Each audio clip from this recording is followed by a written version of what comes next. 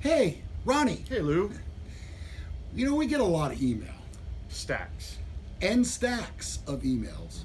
Most of them are usually bizarre questions, but today, one I think we're going to have some fun with, and I think you will too. That's next on Men Are So Smart.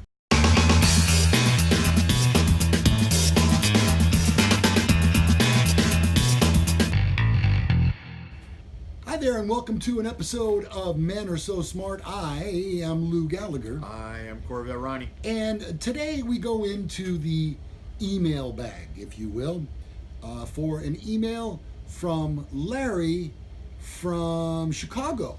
Wow. Hey, Holy cow. Hello to all of our viewers in Chicago. the Windy City. And you know, it's not because it's windy there. Yeah, it's because of the political. Yeah, everybody was Yes. so full of hot air. Exactly. Larry, thank you for your email. And he says, I watch your show every single day on YouTube. I really get a kick out of it, and I enjoy your takes on most of matters. So he's the one. He's the one watching. I have a question for you I thought you might have some fun with. Do you or have you ever taken a chance, and what happened when you did? Ooh. Oh, that's interesting. Let me think about that for a second.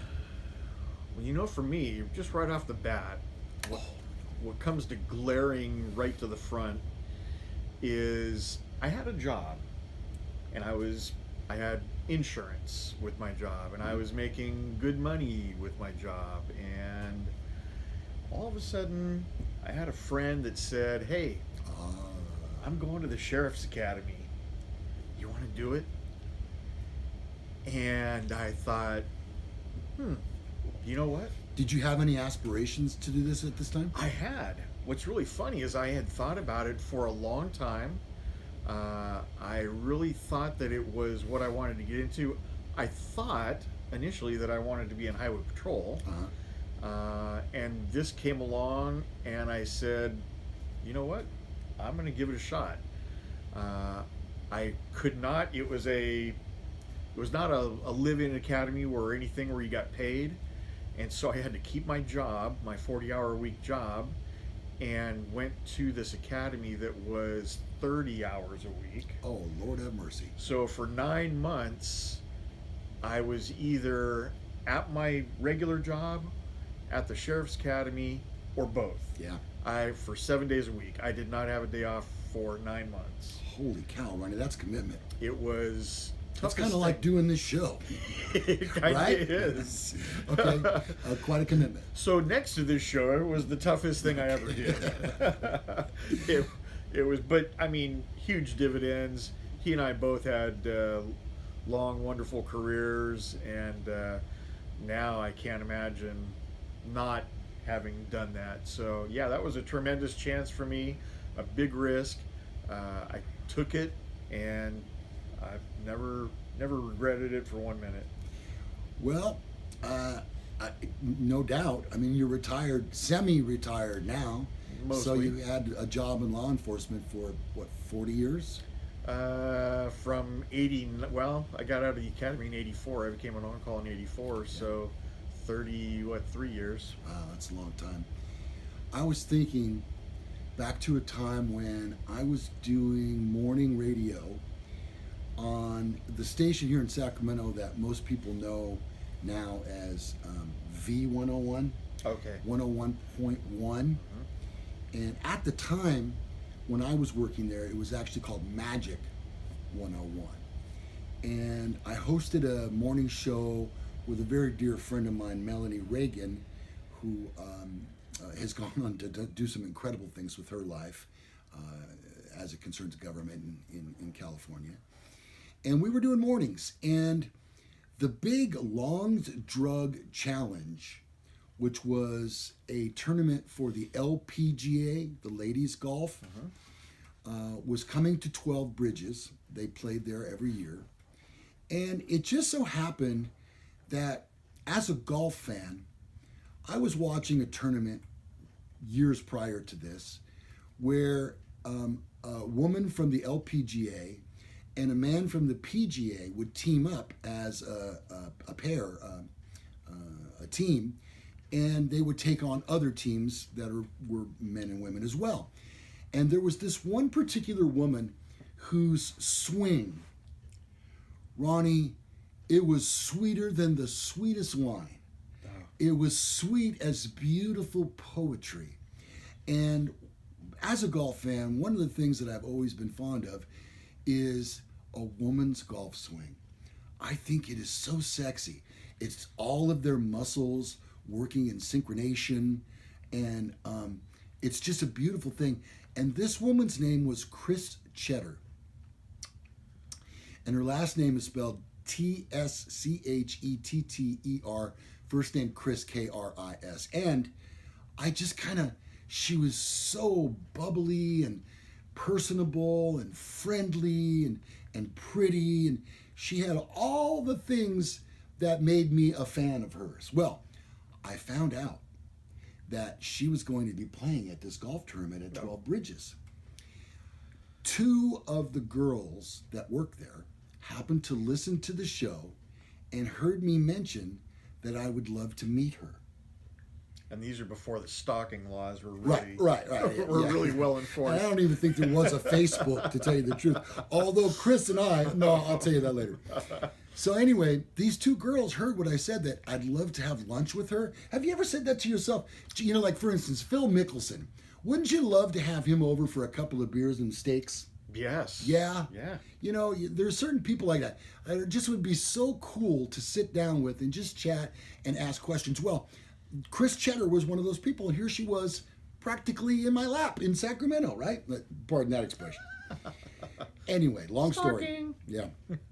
Long story. These two girls said, we'll see if we can set it up.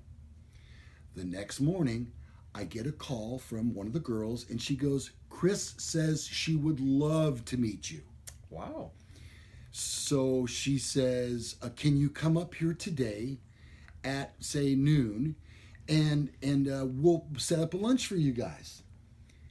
Well, they did. I said yes, and they did. And they set it up in this incredibly formal, like men's cigar room with books all over the shelves and marble flooring.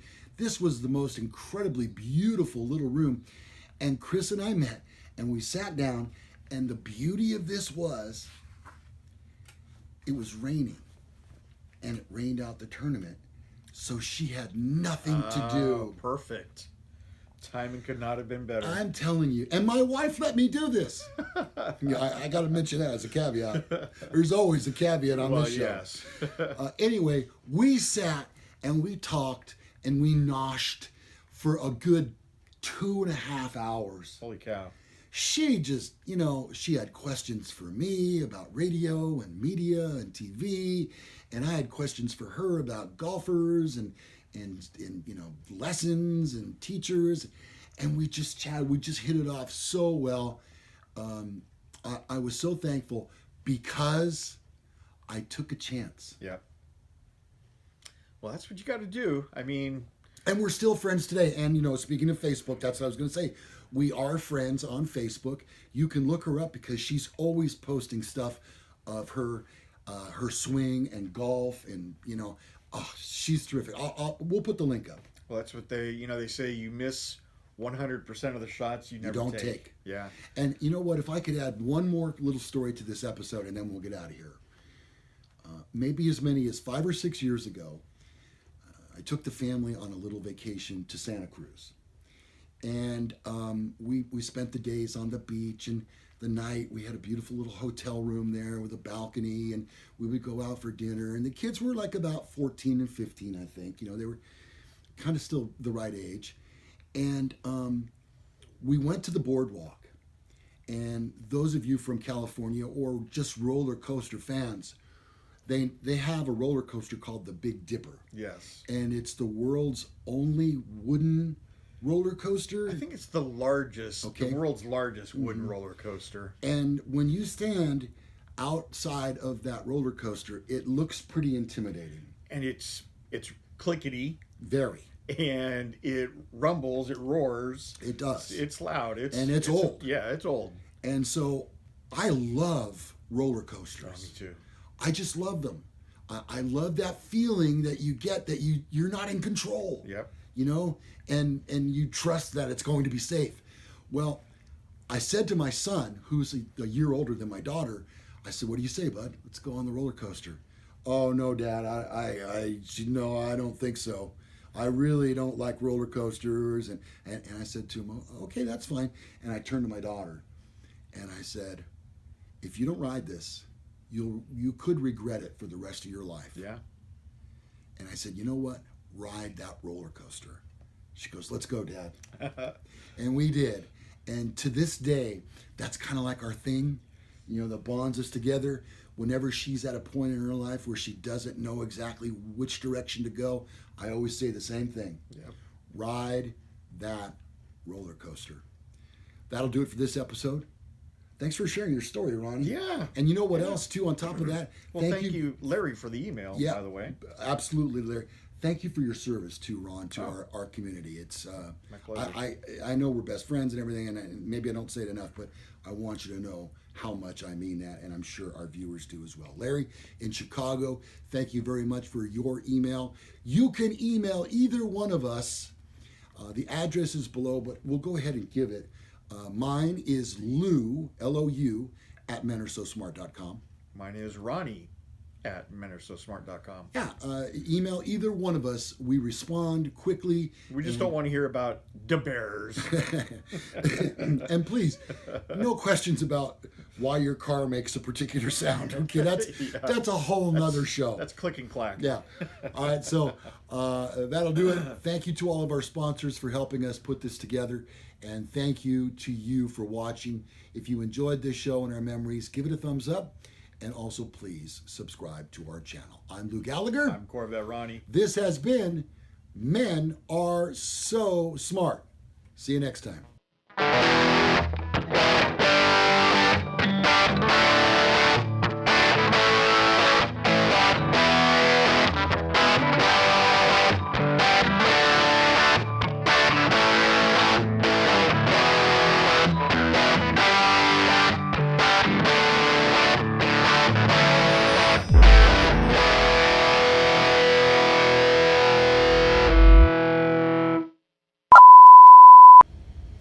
And we are rolling.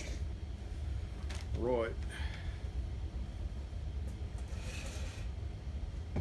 Coffee. You heard that commercial? Pants, pants, pants, pants. Coffee. I don't think I have. It's coming. Don't download. Don't need that. Okay, we're rolling. All right. And so,